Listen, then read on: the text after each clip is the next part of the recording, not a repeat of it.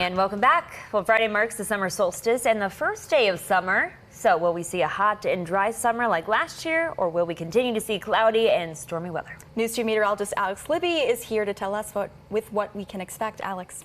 Well, I can guarantee you we're going to see hot and humid weather. That's a given here in Middle Tennessee in southern Kentucky. But will it be hotter than normal, cooler than normal? First, let's find out what normal is. Our average high in June, July, and August, right around 90 degrees. So highs in the 90s, completely normal, and usually it feels about 5 or 6 degrees hotter considering how humid it is here in Middle Tennessee. So the Climate Prediction Center, they issued their own summertime outlooks, and they're forecasting slightly above average temperatures basically everywhere, with well above average temperatures expected in New England and out west.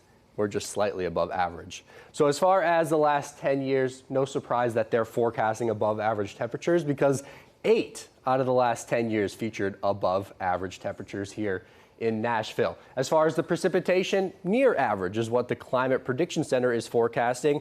And as far as the last 10 years, we've seen above average rain. So that's actually kind of a surprise that they're forecasting near average rainfall because the trend lately, except for last year in 2018, was for a very wet summer. So I wanted to go back and look at some data for myself. This spring, we had the 5th wettest spring on record here in Nashville. So I wanted to go back and see if that correlated or maybe affected what we're going to see in the summer months. And what I found out was 8 out of the 10 summers that featured record rainfall, the 10 wettest springs, then 8 out of those 10 summers that followed those wet springs featured below average temperatures, and then 6 out of 10 of those summers featured below average rainfall. So there's not much of a correlation when it comes to rainfall, but we could see a cooler summer than we saw last year. Last year we hit hundreds a bunch of times.